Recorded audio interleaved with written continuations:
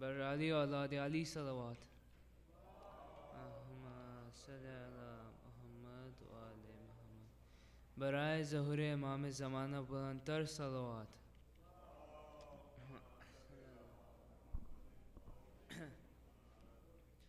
أعوذ بالله من الشيطان اللعين الرجيم.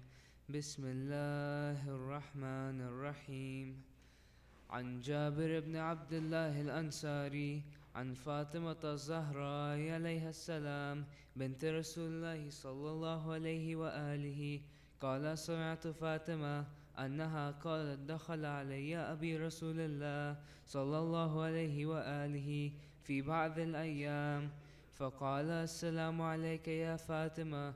فقلت: عليك السلام. قال: إني أجد في بدني ضعفا. فقلت له: أعوذك بالله يا أبتاه من الضعف.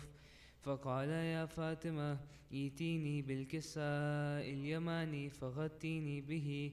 فأتيته بالكساء اليماني فغطيته به وسرت أنزل إليه وإذا وجهه يتلألأ كأنه البدر في ليلة تمامه وكماله. الصلوات. صل على محمد وآل محمد. فما كانت إلا ساعة وإذا بولد الحسن قد أقبل وقال: السلام عليك يا أمه. فقلت: عليك السلام يا قرة عيني وثمرة فؤادي. فقال: يا أمه، إني أشم عندك رائحة طيبة كأنها رائحة جد رسول الله. فقلت: نعم، إن جدك تحت الكساء. فأقبل الحسن نحو الكساء وقال: السلام عليك يا جدة. يا رسول الله، تعذن لي أن أدخل معك تحت الكساء؟ فقال: وعليك السلام يا ولدي ويا صاحب حوضي، قد أذنت لك. فدخل معه تحت الكساء.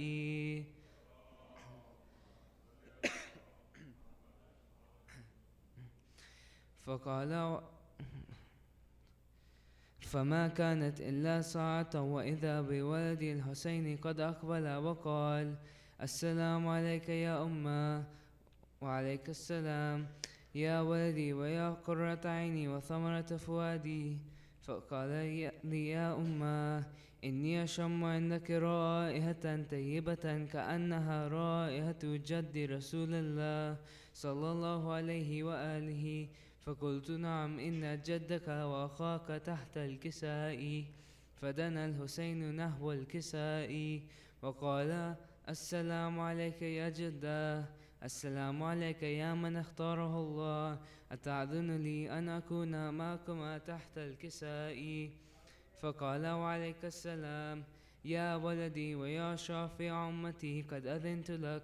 فدخل معهما تحت الكساء. اللهم صل على فأقبل عند ذلك أبو الحسن علي بن أبي طالب وقال: السلام عليك يا بنت رسول الله. فقلت: عليك السلام يا أبا الحسن ويا أمير المؤمنين. فقال: يا فاطمة، إني أشم عندك رائحة طيبة كأنها رائحة أخي وأبي عمي رسول الله. فقلت: نعم، ها هو مع ولديك تحت الكساء. فأقبل علي نحو الكساء وقال: السلام عليك يا رسول الله. أتعذن لي أن أكون معكم تحت الكساء؟ قال له: وعليك السلام يا أخي ويا وصي وخليفتي وصاحب لوائي، قد أذنت لك. فدخل علي تحت الكساء.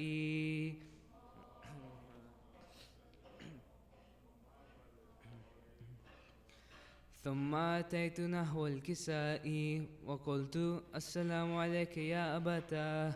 يا رسول الله، أتعذن لي أن أكون معكم تحت الكساء؟ قال: وعليك السلام يا بنتي ويا بضعتي، قد أذنت لك. فدخلت تحت الكساء. اللهم صل على فلما اكتملنا جميعا تحت الكساء أخذ أبي رسول الله بطرف الكساء وأومأ بيده اليمنى إلى السماء وقال: اللهم إن هؤلاء أهل بيتي وخاصتي وحامتي، لحمهم لحمي ودمهم دمي، يعلمني ما يعلمهم ويحزنني ما يحزنهم. أنا حرب لمن حاربهم، وسلم لمن سالمهم، وعدو لمن عاداهم، ومحب لمن أحبهم. إنهم مني وأنا منهم، فاجعل صلواتك وبركاتك ورحمتك وغفرانك ورضوانك علي وعليهم، واذهب عنهم الرجس وطهرهم تطهيرا.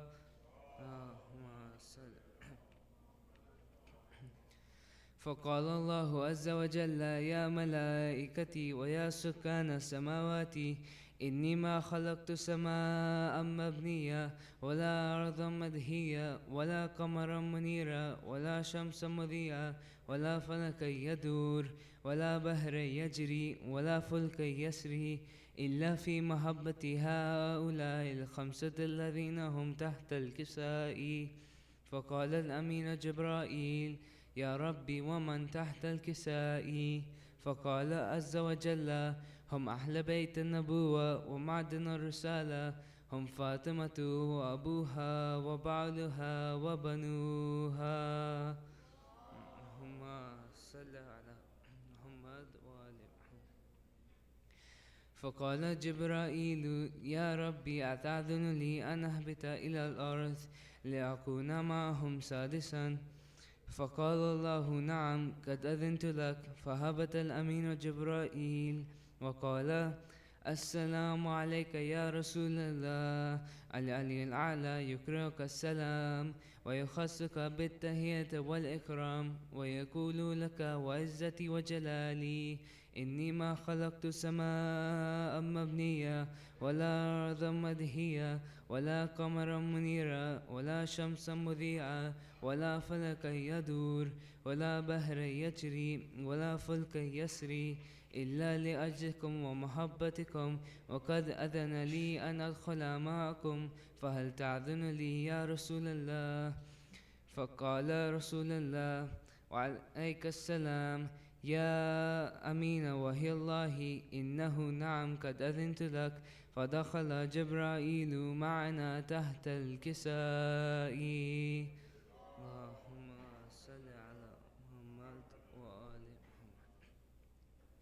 فقال لأبي: إن الله قد أوحى إليكم يقول: إنما يريد الله ليذهب عنكم الرجس أهل بيتي ويطهركم تطهيرا. اللهم صل على محمد وآل محمد. فقال علي لأبي: يا رسول الله، أخبرني ما لجلوسنا هذا تحت الكساء من الفضل عند الله. فقال النبي: والذي بعثني بالحق النبي واستفاني بالرسالة نجيعا، ما ذكر خبرنا هذا في محفل من محافل أهل الأرض، وفيه جمع من شيعتنا ومحبينا، إلا ونزلت عليهم الرحمة وحفت بهم الملائكة واستغفرت لهم أن يتفرقوا. فقال علي: إذا والله فزنا وفاز شيعتنا ورب الكعبة. اللهم صل على محمد وآل محمد.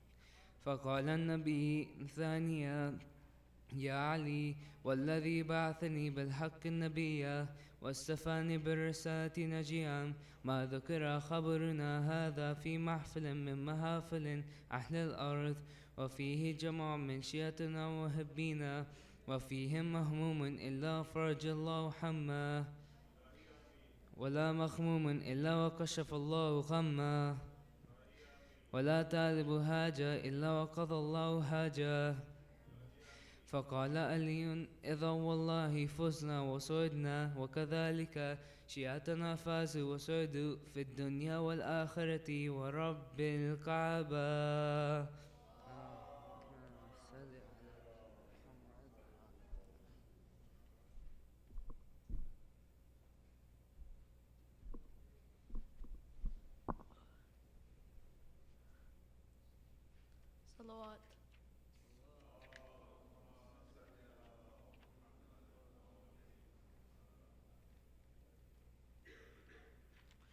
ہر ایک دل میں کربلا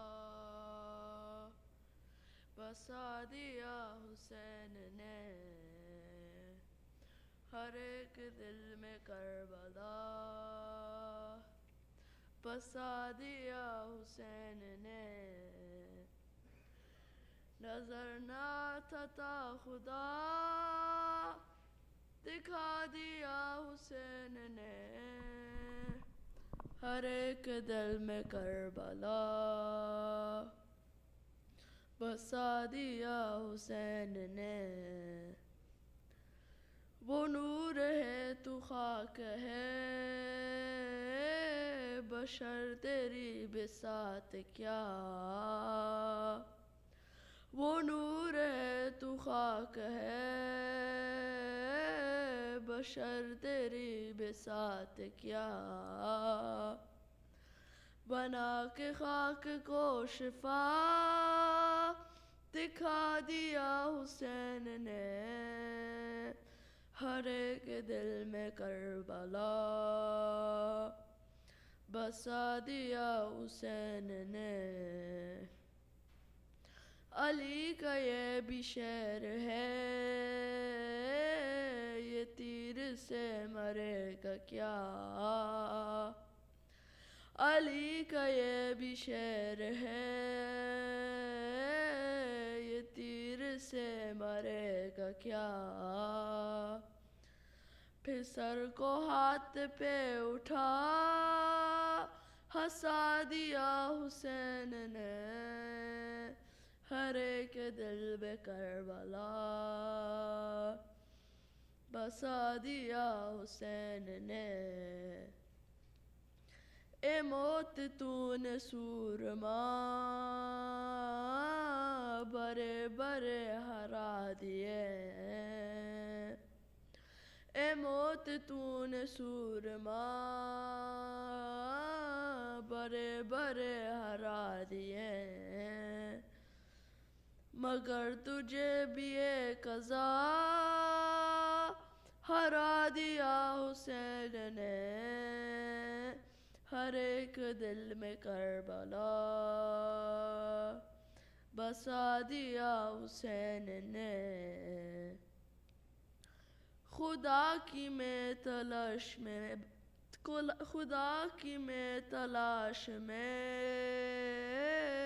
بھٹک رہا تھا در بدر خدا کی میں تلاش میں بھٹک رہا تھا در بدر بلا کے مجھ کو کربلا دکھا دیا حسین نے ہر ایک دل میں کربلا بسا دیا حسین نے سوال بیعت یزید اٹھے گا اب نہ حشر تک سوال بیعت یزید اٹھے گا اب نہ حشر تک کہ کربلا کی خاک میں دبا دیا حسین نے ہر ایک دل میں کربلا بسا دیا حسین نے نظر نہ تھا خدا دکھا دیا حسین نے ہر ایک دل میں کربلا بسا دیا حسین نے صلوات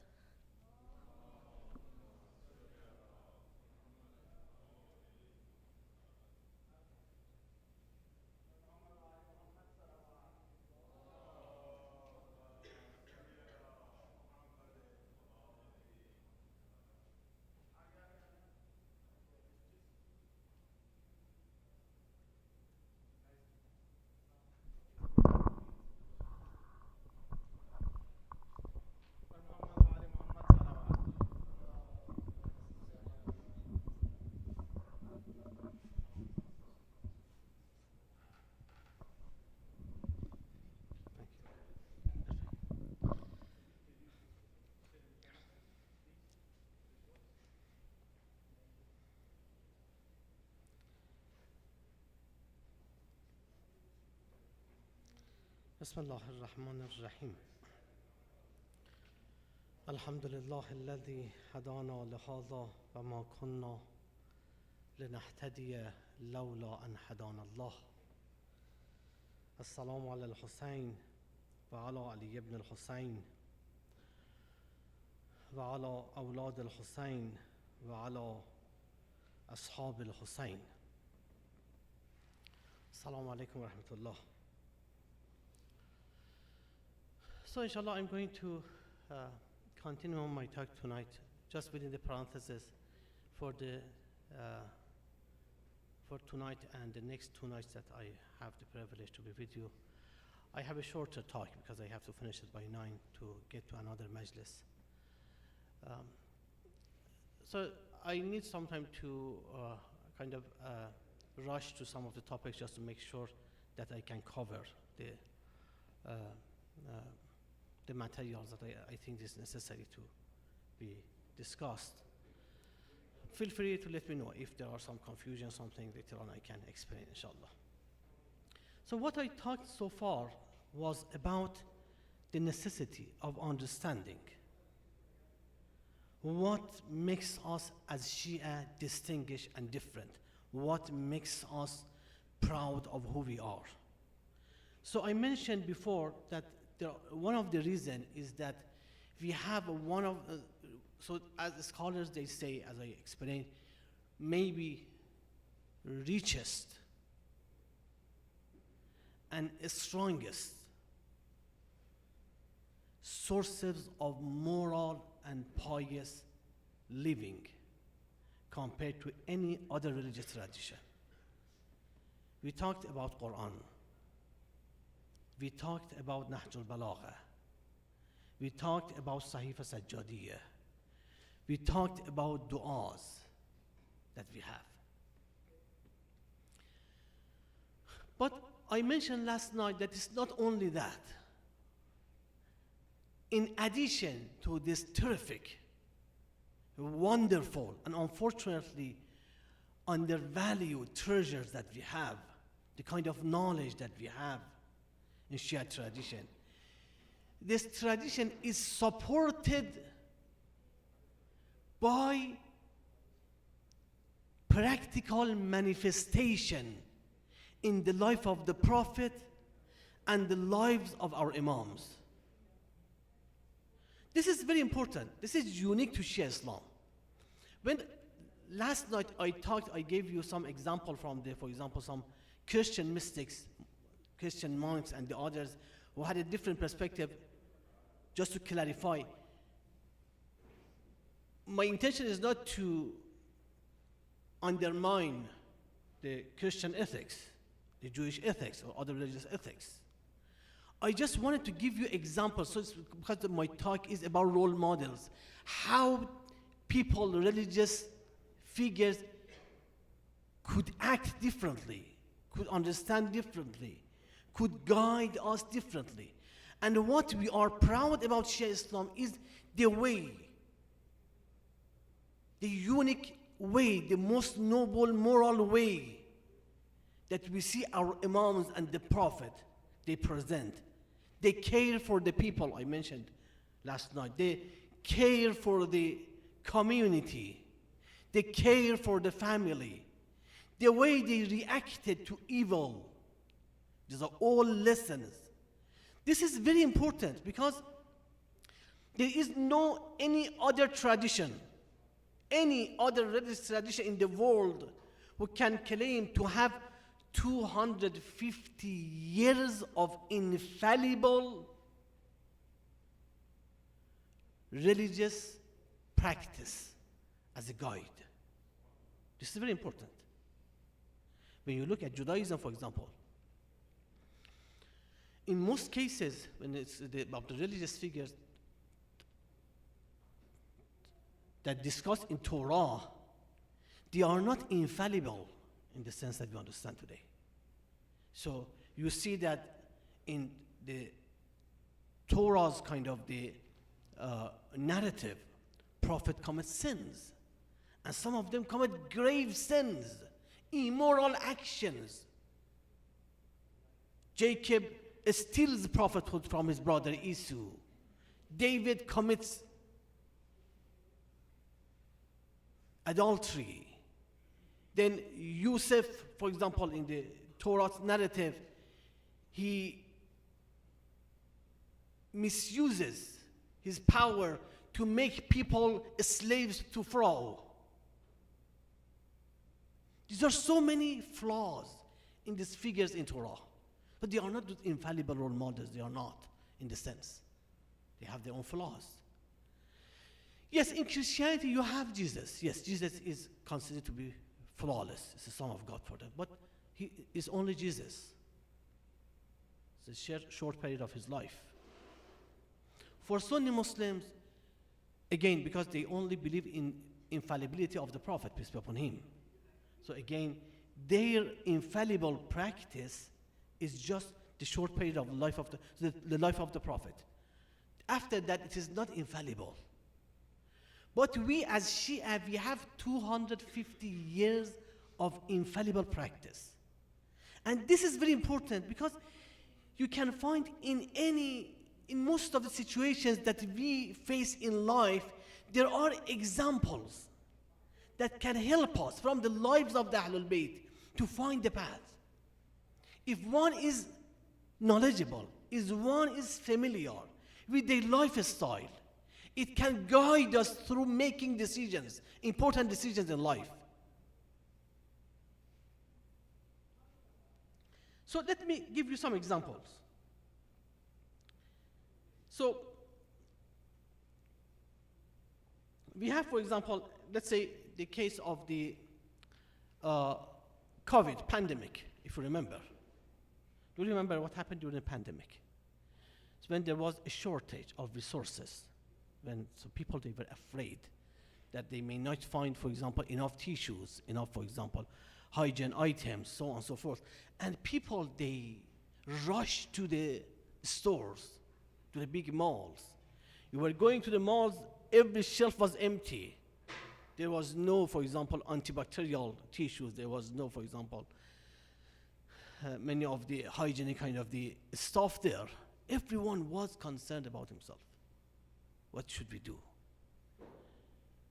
So let's say, for example, if someone was there who had, for example, enough stuff for 2 months at home, and they informed that, for example, the pandemic may go longer for a year, how they reacted?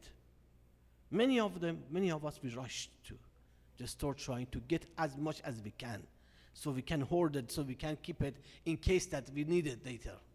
How many of us thought of the others? The other people, my neighbor and the others who also need this stuff. When going to a store thinking, if I'm taking 2, is everyone able to take 2 as well? Or we just thought about what we have to do. So what is the right thing to do at this situation? So one beautiful example I'm just giving you, it was at the time of Imam al-Sadiq alayhi salam. So it happened that there was a famine in Medina. So people, they struggled to find food, enough food. So Imam al-Sadiq alayhi salam asked for one of his servants who was in charge of the storage of his household. Imam al-Sadiq alayhi salam asked him to come. So he came to the Imam, and Imam asked him, how much wheat, how much food do we have in the storage? The guy thought that Imam is concerned about his famine, so how he can take care of his family. So he was so proud. He proudly said, oh, Imam, don't worry. Actually, I was very cautious about this. We stored enough. So we have enough meal, we have enough wheat, so don't worry about it. So, however, what Imam did was surprising to him. Imam told him, so take everything that we have in the storage, take it out and distribute it among the people. Just see the contrast of what we did during the COVID and what the Imam is doing. So the guy was shocked. Oh, Imam, it's a famine. So I collected all of them just in case that we need it, and that's the day we need it. So if we are going to distribute it among the people, so how should we do tomorrow? Imam said, we do what the other people do tomorrow. This is the moral. To sacrifice one's own interests for the sake of the community. To think of the others before thinking of ourselves. This is the beauty of this tradition. How many people, how many examples in the history you can find of similar type of the role models in the community? It wasn't only that. Another example I give you. So let's say this is the time of the COVID, and I own a business, and the business actually let's say that I'm manufacturing those antibacterial wipes. And today is the high demand there. So what happened, do you remember? I remember clearly. The price of those items were jumped twice or triple even. And it was difficult to even find them. Even at the high price, we were not even able to find them.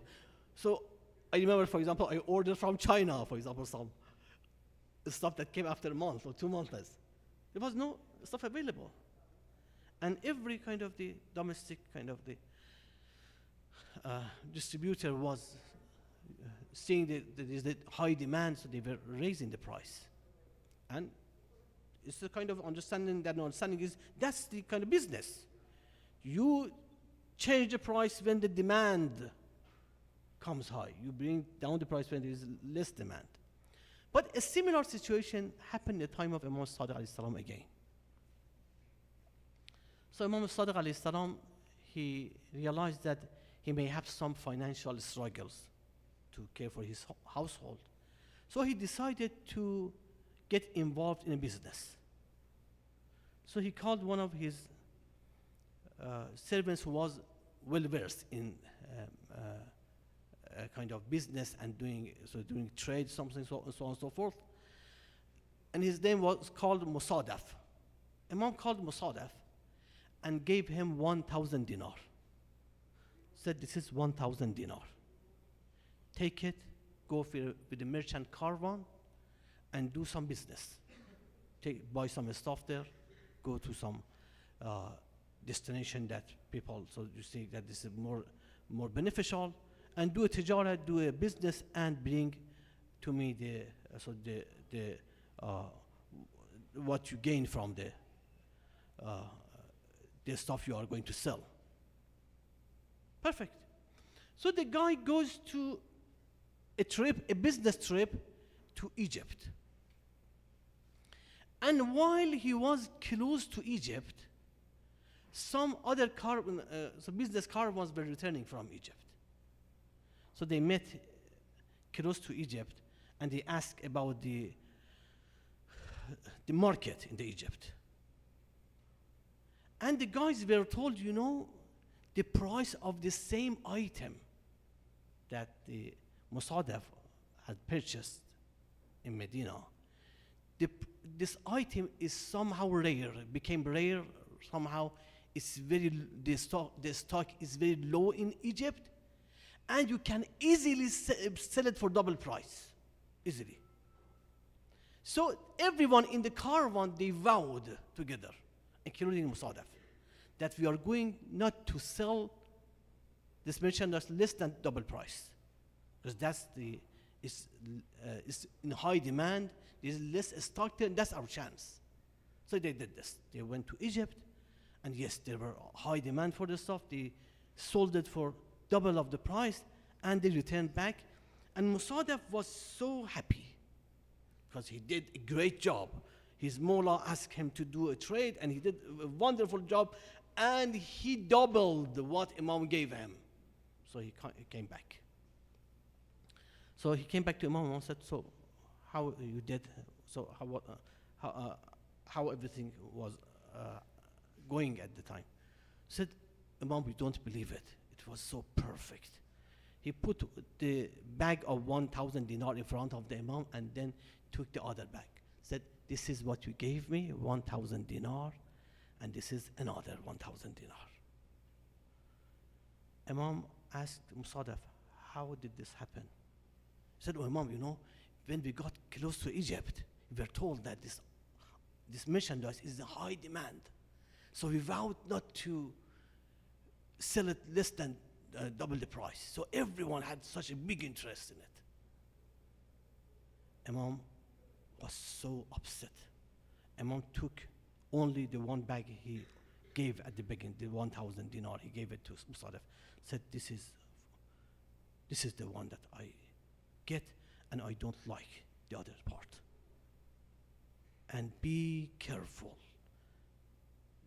Imam said to him that, this is the word of the Imam.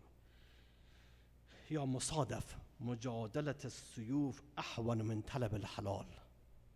Musadaf, sometimes to go in a war and fight in the front line is easier than to be careful about halal income.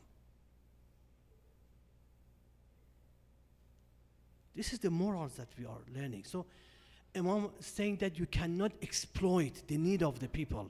You cannot exploit the demand of the people. You cannot exploit this economic situation of the people for your own benefit. You ought to care for the people the same way you care for your own family. These are the beauties of. So that's what I'm saying, that we have so many examples, beautiful examples. In 250 years of a lifestyle of Ahlul Bayt, that for every situation you can find something there that can guide us. What are the expectations from us? So let me give you another example. So let's say today, someone who, let's say for example, becomes a candidate for example, to be a governor, to be a president, to be a prime minister, so on and so forth. And they get elected. They get to top high social status in society. What are the changes that you see in their lifestyle? It's massive in many cases. The type of expenses that they have, the kind of security that they have. They don't even let people get close to them anymore, because these are those top, for example, people in the society. So you wish if you can just wave your hand for them, that's it. But let's see a different picture from the life of Imam al-Sajjad alayhi salam. Imam al-Sajjad, who is Imam al-Sajjad? He is the grandson, the great grandson of the Prophet, peace be upon him. Most respected, most loved. Everyone among the companions and the rest, they respect Imam al-Sajjad. They know who he is. And Imam al-Sajjad, when he was intending to go to Hajj, he was not going to take a caravan from the Medina or Mecca, from Medina to Mecca for Hajj. He was not going for any caravan from the Medina. Instead, he was staying outside the Medina or through the roadside. And he was joining some caravans coming from abroad to go for Hajj. Why is that? This is the reason. This is the story that one of the people who met Imam, one of the caravans, says that I joined a caravan coming from abroad for Hajj. And it was in the middle of their way to Hajj. So they were taking a break, so having some fire, standing around, taking some rest during the way. And I saw someone there, felt there, he is just working for the caravan, doing the chores, taking care of the camels, doing kind of bringing water, so on and so forth. He's doing the chores, and these guys, they are just taking a rest. So I asked them, who is this guy? They said, oh, it's a nice guy. He joined us when we were close to Medina, and he said that I want to be with you, and he said that I would like to serve you if it's okay with you. And we said, why not? And he is such a wonderful guy. We never met like someone like him. The guy looked, he knew. He looked at the guy who was serving the caravan, and he realized he is Ali ibn al-Hussein Imam al-Sajjad. He is Ali ibn al-Hussein. Joined the caravan, serving people, doing their chores when they go to Hajj. So he was so shocked. He said, do you know who is this guy that working for you, doing your chores? No, we don't. He is the great grandson of the Prophet. He is Ali ibn al-Hussein. He is the son of Fatima. He is the son of the Hussein. So they were so shocked coming to beg for the mercy of the Imam. We didn't know that. We didn't know who you are. And Mom said, exactly, that was the reason I joined your caravan. Because if I was going to join a caravan from the Medina, they knew me. They didn't let me to serve the people. But I would love to serve the people who go for Hajj, for pilgrimage, for the worship of Allah subhanahu wa ta'ala. This is the kind of humility, the kind of moral that you see in Ahlul Bayt. And I ask you, give me one more example of the people you know in the history. How many people you know like this? To be in such high status in the community, respected by everyone. And to be so humble, serving the people in this manner. How many people do you know that? That's when I'm talking about to be proud to be a Shia, because we have such great role models. You cannot find them like them in the history of humanity. How many of them you can find? And this is the same Imam al-Sajjad. I told the story in the Sunday school to our dear children about this is the same Imam al-Sajjad who gave refuge to the family of the Marwan Hikam, the arch enemy of Ahlul Bayt. Marwan Hikam was the same guy who was trying to encourage the governor of Medina to kill Imam al-Hussein before Imam Hussein leaves for Karbala, for Kufa. He was someone known to be thirsty, bloodthirsty for Ahlul Bayt, to kill them. And when Marwan was unrun during the uprising of Harra in Medina, when the people of Medina, they rose against the Yazid, and Marwan was targeted, and Marwan was unrun, and he knew that he cannot take his family with him. He has to flee the city. So he went to certain people. No one accepted his family. No one. Everyone hated him. And he was so desperate. And he knew that if there is only one person who is so forgiving, with such a big heart, to give refuge to his family, that's his very core enemy that he considers the enemy. He's Ali ibn al-Hussein.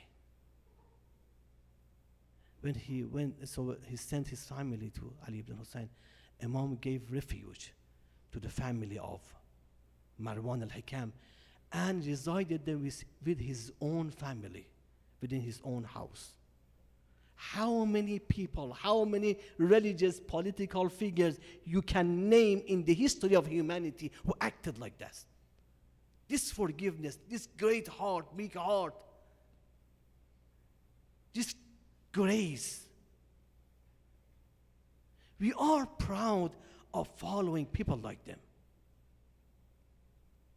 And that's what we ought to learn, we ought to follow, and we ought to be proud of who we are and make sure that we can take their message and we can pass along such the beautiful message of morals and noble conduct to other people, to later generations, to our friends, so on and so forth, and to know that we are having such great treasures of knowledge, Quran, Nahj al-Balagha, Sayyid Sajjadiyya, and it is supported with such great treasure of the lifestyle of Ahlul Bayt that can teach us how to live our life morally and the way Allah subhanahu wa ta'ala asks us to do. I finish my lecture by a salam to Imam al-Hussein alayhi salam. بسم الله الرحمن الرحيم السلام عليك يا أبا عبد الله وعلى الأرواح التي حلت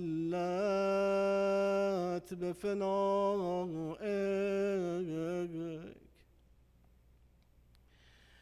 عليك مني سلام الله أبدا ما بقيت وبقي الليل والنهار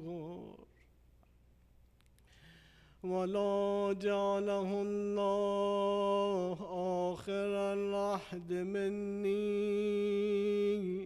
لزيارتكم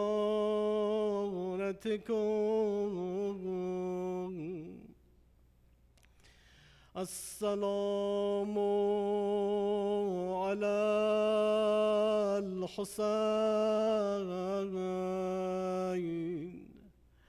وعلى علي بن الحسين وعلى أولاد الحسين وعلى أصحاب الحسين جميعا ورحمة الله وبركاته. O Allah, hasten in the return of Imam of our time. O Allah, makes us, helps us, give us the blessing to be among the true followers of Hussein ibn Ali and Ahlul Bayt. O Allah, give us the insight, the understanding, to value and to appreciate the blessings and the treasures that you granted us through Quran and through the knowledge of the Ahlul Bayt, Salamullah alayhim ajma'in. Please recite a loud salawat.